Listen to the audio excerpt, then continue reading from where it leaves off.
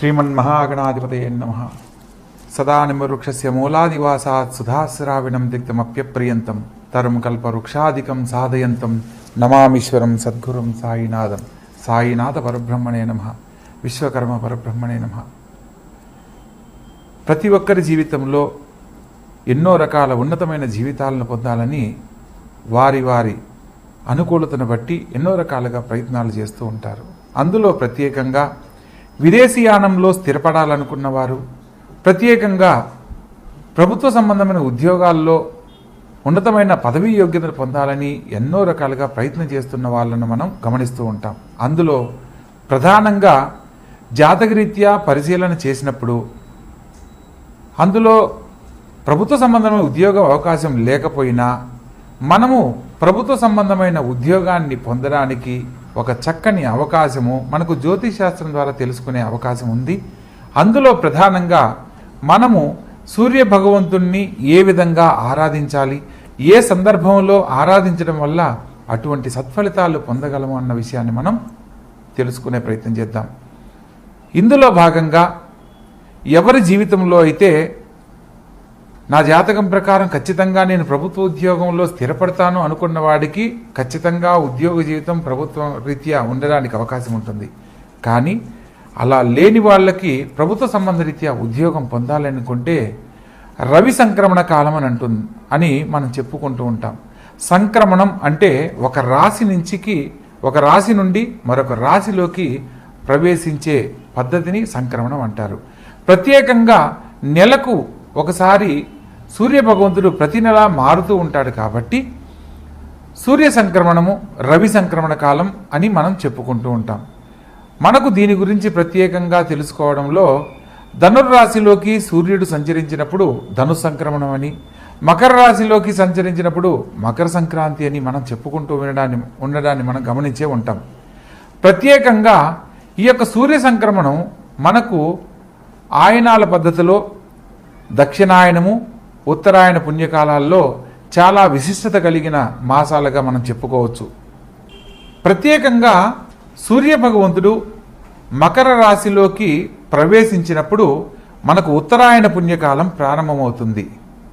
ఇది దేవతల కాలంగా ఉత్తరాయణ పుణ్యకాలంగా మనం చెప్పుకుంటూ ఉంటాం. కానీ దక్షిణాయనం అని చెప్తాం, కానీ దక్షిణాయన పుణ్యకాలం అని చెప్పం. దీంట్లో ఒక నిగూఢ రహస్యం కూడా ఉంది. ఉత్తరాయణ పుణ్యకాలంలో దేవతలు సంచరించే కాలంగా, దైవ సంబంధమైన కార్యక్రమాలు విశేషంగా జరగడానికి, దైవ సంబంధమైన పనులు చేయడం వల్ల మన జీవితానికి కావలసిన అనేక రకాల శుభాలను పొందడానికి అత్యుత్తమమైన కాలంగా మనం చెప్పుకుంటూ ఉంటాం. అయితే ఇందులో భాగంగా మనకు దక్షిణాయనము జూలై 16న కర్కాటక సంక్రమణం జరుగుతుంది. కర్కాటక రాశిలోకి ఎప్పుడైతే ఈ యొక్క రవి ప్రవేశిస్తాడో మనకు దక్షిణాయనం ప్రారంభమవుతున్నట్లుగా మనం భావించాలి. ఈ యొక్క దక్షిణాయన కాలము జూలై మాసం 16వ తారీఖు నుంచి జనవరి 15వ తారీఖు వరకు ఈ యొక్క సంక్రమణం అనేది, సంక్రమణ కాలంలో రవి మారుతున్న కాలాన్ని దక్షిణాయన కాలంగాను, అదేవిధంగా మకర రాశిలోకి ప్రవేశించినప్పుడు జనవరి 16 నుండి జూలై 16 వరకు ఉత్తరాయణ పుణ్యకాలంగాను మనం పరిగణనలోకి తీసుకుంటాం. ఉత్తరాయణ పుణ్యకాలంలో చేసే అనేక రకాల కార్యక్రమాల వల్ల మన జీవితానికి కావాల్సిన అనేక రకాల శుభాలను వెంటనే పొందడానికి అవకాశం ఉంటుంది. దక్షిణాయన కాలాన్ని మన యొక్క పూర్వీకులు కాలం చేసిన వాళ్లను ఆరాధించే విధానంలో వారికి స్వర్గలోక ప్రాప్తిని కలిగే అవకాశం లభిస్తుంది అని మనం తెలుసుకోవాల్సిన విషయం. ప్రత్యేకంగా మీరు గమనించండి, దక్షిణాయన కాలంలో పితృదేవతలను ఆరాధించడం వల్ల వారికి స్వర్గలోక ప్రాప్తి కలుగుతుంది అనేందుకు సూచనగా మనకు భాద్రపద మాసంలో బహుళపక్ష పాడ్యమి నుంచి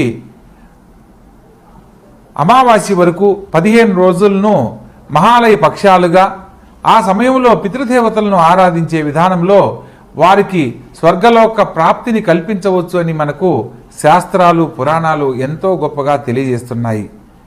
ఎవరి జీవితంలో అయితే భగవంతుణ్ణి ఎంత భక్తిగా ఆరాధిస్తామో పితృదేవతలకు సంబంధించి కూడా చేసే తర్పణాలు, పూజా విధి విధానాలను బట్టి ఆయా కుటుంబాలకు జరగవలసిన అనేక రకాల శుభాలు సకాలంలో పొందడానికి అవకాశం ఉంటుంది.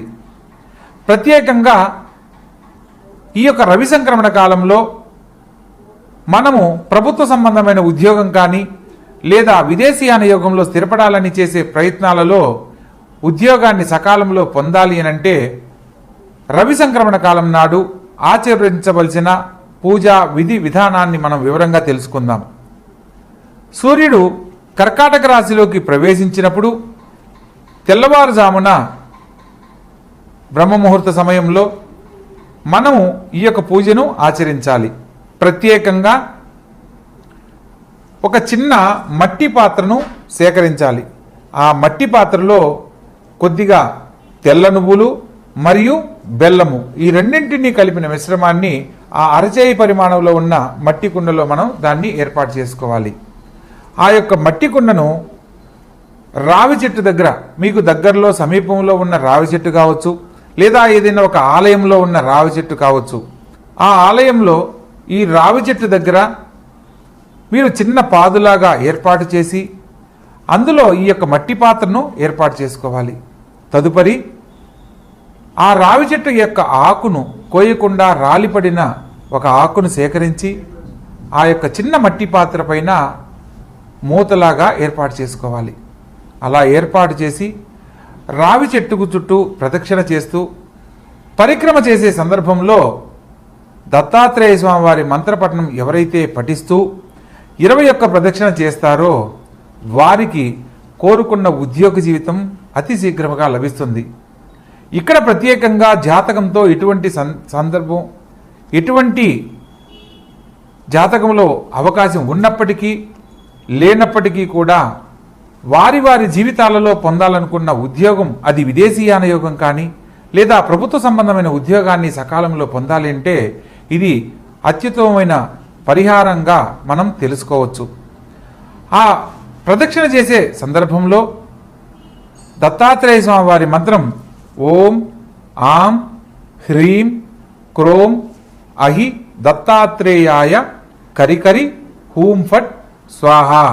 మంత్రం మరొకసారి ఓం ఆం హ్రీం క్రోం అహి దత్తాత్రేయాయ కరికరి హూం ఫట్ స్వాహ.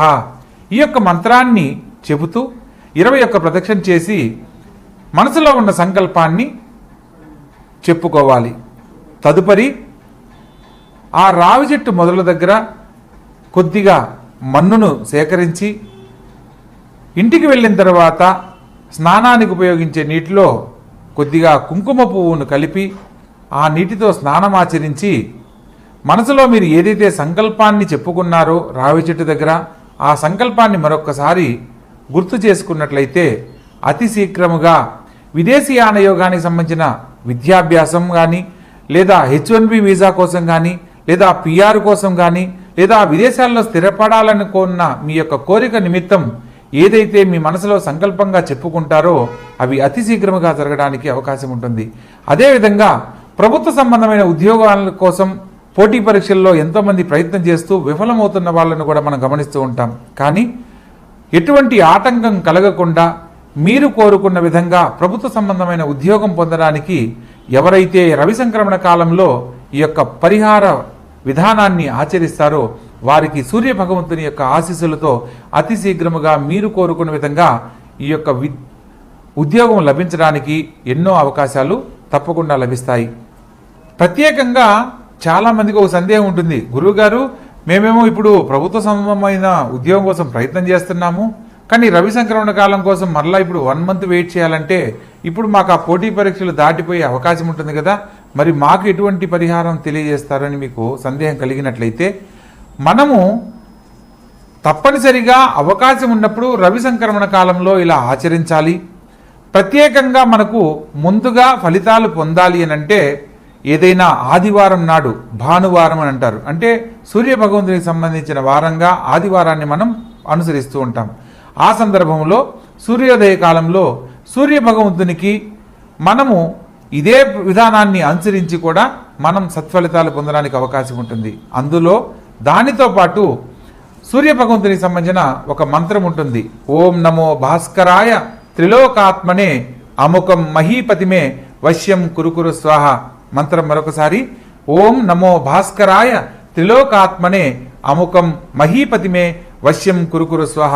ఈ యొక్క శ్లోకంలో అముకం అనే పదం దగ్గర మీరు ఏ ఉద్యోగం కోసం ప్రయత్నం చేస్తున్నారో ఆ ఉద్యోగం పేరు కానీ, లేదా ఆ సంస్థ పేరు కానీ, లేదా ఉద్యోగాన్ని ఎవరైతే మీకు ఇస్తున్నారో పర్సన్ నేమ్ కనుక తెలిస్తే హెచ్ఆర్ నేమ్ కానీ అనుకొని మహీపతిమే వశ్యం కురుకురు స్వాహ అని మంత్రాన్ని మనం పూర్తి చేస్తూ సూర్య భగవంతుని చూస్తూ 6 సార్లు అర్ఘ్యం వదులుతూ ఈ యొక్క మంత్రాన్ని పఠించాలి. అలా ఎవరైతే ఉద్యోగం కోసం విపరీతంగా ప్రయత్నం చేసి విఫలమవుతున్న వాళ్ళు, తప్పనిసరిగా ఉద్యోగాన్ని పొందాలి అనుకున్న సంకల్పంతో ఉన్న వాళ్ళు మాత్రం ఈ యొక్క విధానాన్ని అనుసరిస్తే సూర్య భగవంతుని యొక్క ఆశీస్సులతో అతి శీఘ్రముగా మీరు కోరుకున్న ఉద్యోగం మీ సొంతం అవడానికి 100% అవకాశాలు లభిస్తాయి. ఇందులో మనం చేయవలసిందల్లా ప్రత్యేకంగా ఆదివారం నాడు ఆచరించే విధానంలో 6 సార్లు నీటిని ఎలా అయితే సూర్య భగవంతుని చూస్తూ అర్ఘ్యం ఎలా అయితే వదులుతున్నామో 6 సార్లు రవిగ్రహానికి సంకేతంగా ప్రీతికరమైన గోధుమలు కూడా ఒక 6 పిడికిళ్ళు, ఒక పిడికిలి గోధుమలు అలా తీసుకొని 2 చేతుల్లో దోసిట పట్టుకొని ఓం నమో భాస్కరాయ త్రిలోకాత్మనే అముకం మహీపతిమే వశ్యం కురుకురు స్వాహ అని చెప్పి ఆ అముకం అనే పదం దగ్గర మీ యొక్క ఉద్యోగం కోసం ప్రయత్నం చేస్తున్న సంస్థ పేరు కానీ పర్సన్ నేమ్ కానీ అనుకొని ఇలా వదిలివేయాలి. అలా 6 సార్లు చేసి చివరిసారిగా ఒక బెల్లం, అంటే పగలకుండా బ్రేక్ కాకుండా ఉండే ఒక బెల్లం సేకరించి సూర్య భగవంతునికి గనక సమర్పించినట్లయితే అతి శీఘ్రముగా ఈ యొక్క బెల్లం వదలడం వల్ల ఉద్యోగ జీవితంలో ఎదుర్కొనబోతున్న ఇఫ్ ఇన్ కేస్ మనకు ఎవరైతే ఇంటర్వ్యూవర్ ఉంటారో అతను అడిగే ప్రశ్నల్లో మనం ఇబ్బంది పడకుండా మనకు శని భగవంతుని యొక్క చెడు దృష్టి కలగకుండా ఉండడానికి చివరిలో ఈ యొక్క బెల్లాన్ని వదలడం వల్ల సూర్య భగవంతుని ఆశీస్సులతో ఉద్యోగంలో పదవీ యోగ్యత, ఉద్యోగం లేని వారికి ఉద్యోగ లాభం అతి శీఘ్రముగా లభిస్తాయి. కాబట్టి అటువంటి గొప్ప ఈ యొక్క రవి సంక్రమణ కాలంలో ఆచరించే విధానాన్ని తెలుసుకొని ఆచరించి ప్రతి ఒక్కరూ కూడా ఉద్యోగ జీవితంలో గొప్పగా స్థిరపడాలని, మీరు కోరుకున్న జీవితాల్లో ఉన్నతమైన జీవితాన్ని పొందాలని మనస్ఫూర్తిగా కోరుకుంటూ సర్వే జన సుఖినో భవంతు. స్వస్తి. శ్రీమన్మహాగణాధిపతయే నమః. మనము ప్రస్తుతం ఈ యొక్క కర్కాటక రాశిలోకి రవి సంక్రమణ కాలం జరగబోతుంది. సంక్రమణ కాలం అంటే ఒక మాసకాలం, అంటే నెల రోజులు ఉంటుంది. కాబట్టి జూలై 16 నుంచి ఆగస్టు 16 వరకు సూర్యుడు కర్కాటక రాశిలోకి ప్రవేశిస్తున్న సందర్భంలో మేషరాశి నుంచి మీనరాశి వరకు ఏ సందర్భాలలో ఎటువంటి శుభాశుభ ఫలితాలు పొందబోతున్నారో, ఎటువంటి పరిహారాల ద్వారా ప్రతి ఒక్క రాశుల వారు అన్ని రకాల శుభాలు పొందగలరో వివరంగా తెలుసుకునే ప్రయత్నం చేద్దాం.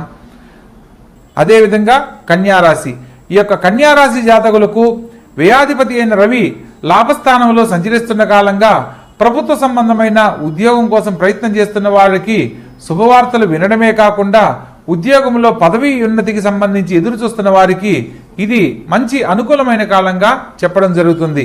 మొత్తం మీద అన్ని రాశుల వారికి అనుకూలంగా కొందరికి ఉండి కొందరికి లేనప్పటికీ సూర్య భగవంతుని ఆరాధించే విధానంలో సూర్య నమస్కారాలు ప్రతి ఒక్కరూ గనక ఆచరిస్తూ 6 సార్లు అర్ఘ్యం వదులుతూ ప్రతి ఆదివారం నాడు తప్పనిసరిగా సూర్య భగవంతుని ఆరాధించిన వారికి అత్యుత్తమమైన ఫలితాలు పొందుతారు. ఎవరి జీవితంలో అయితే ఇబ్బందులు ఎదుర్కొనబోతున్నారో వారికి కూడా ఇబ్బందులు తొలగిపోయి సకాలంలో మంచి సత్ఫలితాలు పొందడానికి అవకాశం ఉంటుంది. కాబట్టి తెలుసుకున్న విధానాన్ని చక్కగా ఆచరించి గొప్ప జీవితంలో స్థిరపడండి, ఆనందకరమైన జీవితాన్ని పొందండి. శుభం భూయాత్.